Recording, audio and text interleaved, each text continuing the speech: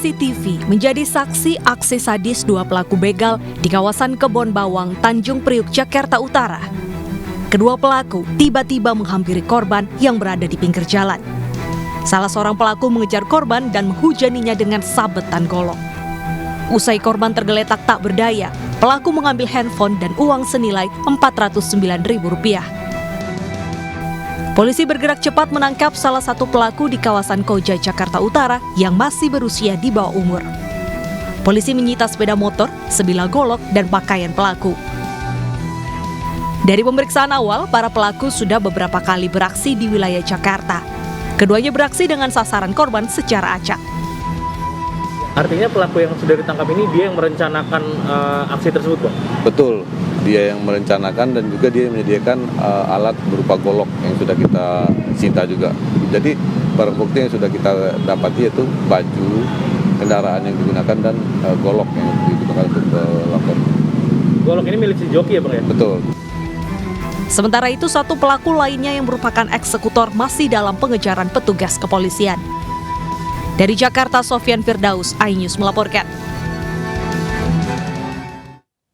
Kepolisian daerah Lampung menyelidiki kematian salah seorang narapidana anak di Lapas Khusus Anak kelas 2 Bandar Lampung. Korban diduga meninggal dunia akibat penganiayaan di dalam sel tahanan oleh sesama narapidana.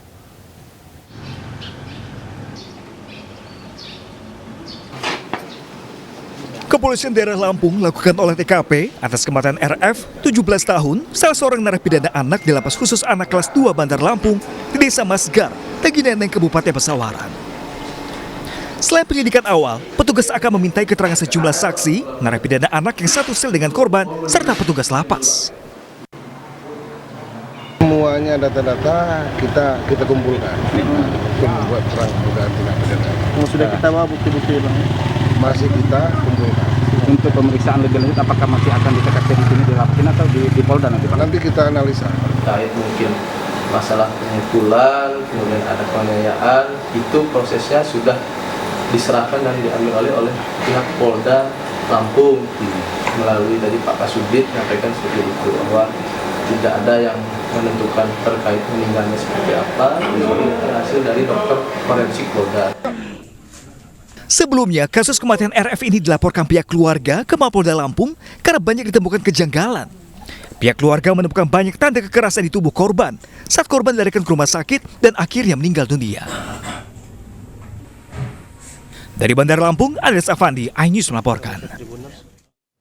Untuk mengetahui kronologis meninggalnya seorang napi anak di Lembaga Pembinaan Khusus Anak Lapas 2A Lampung, sudah bersama kami Kabid Humas Polda Lampung Kombes Pol Zawani Pandra Arsyad. Selamat siang Pak Pandra.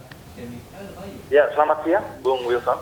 Baik Pak Pandra, dari hasil penyelidikan pihak kepolisian ini sebenarnya benarkah memang ada dugaan penganiayaan di lapas Pak karena keluarga menemukan ada luka lebam di tubuh sang anak?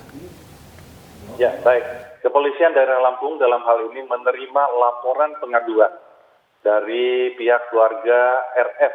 Ya, kita ketahui bahwa RF ini adalah warga binaan ataupun juga di lembaga pembinaan khusus anak karena memang ini adalah anak yang bermasalah dengan hukum atau mana yang berhadapan dengan hukum yang sudah ada putusan untuk menjalani hukuman selama 8 bulan dan ini baru 1 bulan berada di LPKA Pesawaran Provinsi Lampung. Ini diketahui pertama ini adalah tanggal 9, keluarga korban ini melakukan pembesukan ya atau mendapat informasi bahwa RF ini sakit. Kemudian tanggal 11 dicek itu dalam keadaannya memang kurang dilihat memang agak kurang sehat. Kemudian tanggal 11 itu dibawa ke rumah sakit dan tanggal 12 itu meninggal dunia. Nah, dari kejadian ini pihak keluarga agak merasa curiga sehingga membuat laporan polisi tentang kondisi anak tersebut. Dan tim khusus yang dibuat oleh Direktur Reserse Kriminal Umum itu sudah bekerja melakukan penyelidikan. Bagaimana tadi kita saksikan, tim dari Ditreskrimum Polda Lampung sudah melakukan berbagai macam penyelidikan. Karena kita melakukan penyelidikan berdasarkan Scientific Crime Chain Investigation. Penyelidikan tindak pidana berdasarkan secara ilmiah dan kita sudah mengumpulkan secara deduktif maupun induktif. Ya, tahapan pertama saat ini kita sudah melakukan pemeriksaan di TKP awal yaitu di LPKA atau Lembaga Pembinaan Khusus Anak yang berada di Tegineneng, Kabupaten Pesawaran dan sudah beberapa orang kita lakukan pemeriksaan. Demikian, Bung Wilson. Baik Pak Pandra, apa pemicu dari pengeroyokan di dalam lapas tersebut Pak? Baik, ini yang perlu saya sampaikan, proses penyelidikan ini baru kita mulai sejak menerima laporan polisi. Jadi tanggal 12 Juli 2022 kami terima pada saat itu laporan polisi, dan kami pada tanggal 13 kita melakukan penyelidikan, dan saat ini tanggal 15 sudah kita mengumpulkan saksi-saksi dari pemeriksaan tersebut. Tentunya dari penyelidikan ini perlu kami sampaikan di sini, proses penyelidikan ini sudah kita tingkatkan menjadi proses penyidikan. Nah, ini tentunya mekanisme apa yang didapat dalam penyidikan tersebut yang adalah kepentingan untuk penyidikan. Namun kepolisian daerah Lampung dalam ini akan membuat terangnya suatu permasalahan ini, termasuk tentang penyebab kematian daripada tersangka ataupun korban RF yang mananya anak di bawah masih di bawah umur. Demikian, Mbak Deta. Baik, yang sudah diperiksa ini siapa saja, Pak? Apakah juga melingkupi narapidana yang berada di sel yang sama dengan narapidana anak yang meninggal dunia, atau hanya petugas penjaga lapas saja?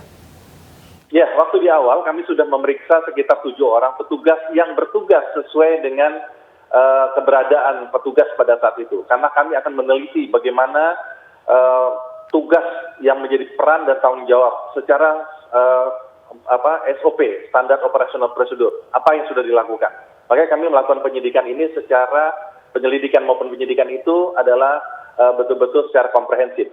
Jadi kami sudah memeriksa yaitu petugas jaga, termasuk yang bertanggung jawab terhadap penjagaan di lembaga pemasyarakatan tersebut. Ya, artinya secara beregu dan lain sebagainya kita secara detail. Kemudian juga anak yang berhadapan dengan hukum atau anak yang menjalani satu kamar ataupun yang di dalam satu ruangan, termasuk pihak keluarga, dan kami juga akan meminta keterangan daripada rumah sakit. Begitu, Mbak. Baik, terima kasih atas informasinya Pak Pandra. Kami menunggu bagaimana update terbaru terutama terkait apa penyebab dari kematian korban. Terima kasih sudah bergabung di iNews Siang. Kita ke informasi selanjutnya, pemirsa. Seorang siswa kelas 1 SMP di Kota Sibolga, Sumatera Utara, babak belur dikeroyok kakak kelasnya. Ironisnya, peristiwa ini terjadi pada awal masuk sekolah.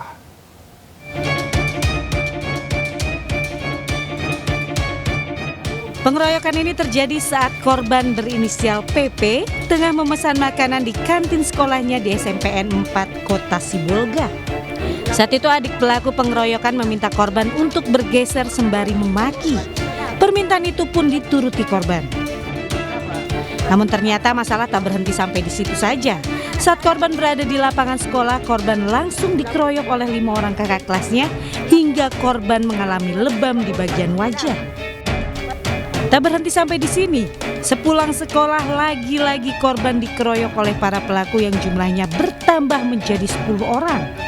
Akibat kejadian ini korban pun mengalami trauma dan enggan masuk sekolah.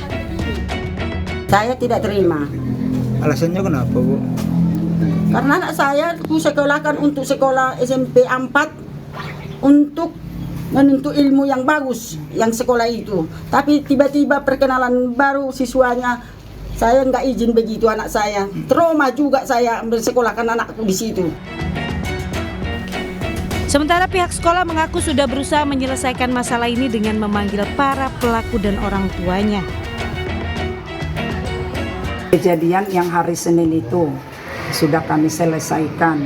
Sudah, orang tua siswa yang memukul itu tidak datang sampai sekarang.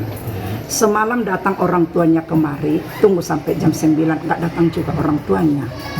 Sudah, tapi kami bagaimana mau melanjutkan menyelesaikan. Kini orang tua korban pun hanya bisa berharap pihak sekolah bisa menyelesaikan kasus ini dengan sebaik-baiknya dan berharap kejadian serupa tidak terulang. Dari Sibolga, Sumatera Utara, Raymond iNews melaporkan.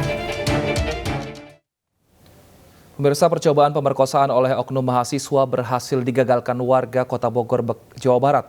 Aksi pelaku gagal setelah korban melawan dengan menggigit jari pelaku sambil berteriak.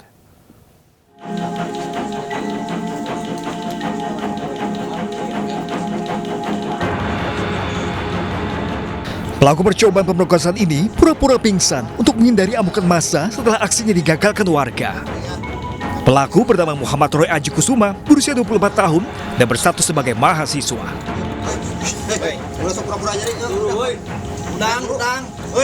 Siapa namanya?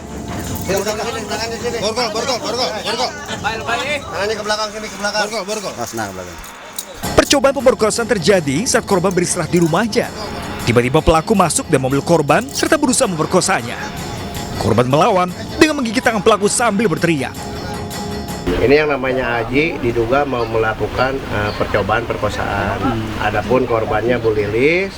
Nah ini alhamdulillah udah diamankan sama kita bersama-sama dengan warga. Rencananya kita akan bawa ke Polsek Bogor Timur.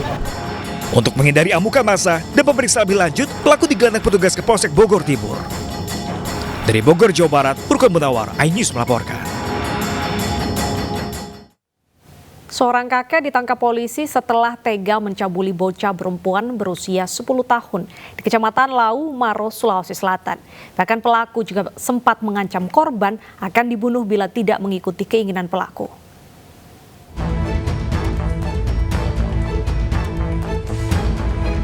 Seorang kakek berinisial PH, warga Kecamatan Lau, Kabupaten Maros, Sulawesi Selatan, digelandang petugas unit perlindungan perempuan dan anak Polres Maros.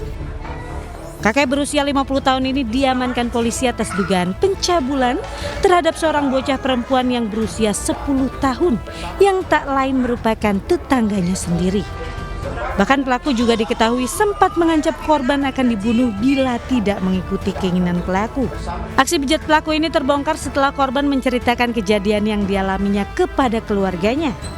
Pihak keluarga yang mengetahui kejadian ini segera melaporkannya ke pihak kepolisian. Sebelumnya pelaku sempat mengelak dan mengaku hanya memeluk dan memberikan uang senilai Rp5.000 kepada korban.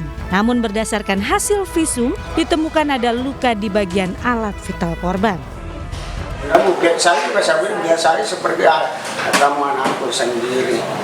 Pelaku mengajak korban untuk masuk dalam rumah dan tutup pintu, kemudian dipaksa dan diancam untuk melakukan hubungan badan. Kalau berdasarkan fakta visum, kami temukan adanya luka pada mulut kelamin pada korban.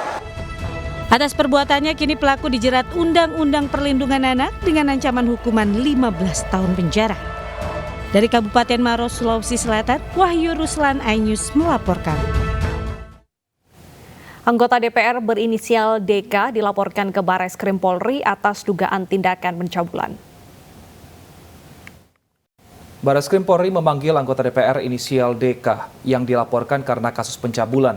Penyelidikan kasus tersebut telah berjalan sejak 24 Juni 2022 dan kini telah memasuki tahap pemeriksaan DK sebagai terlapor.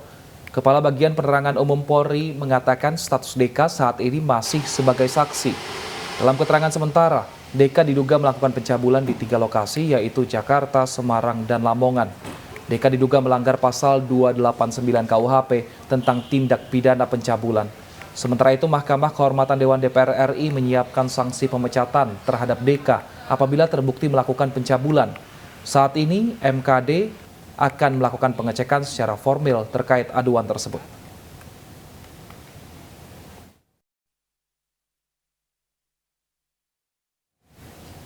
Musyawarah cabang Partai Demokrat di Sumatera Utara berlangsung ricuh. Kami hadirkan informasinya usai jeda berikut, tetaplah di iNews Siang.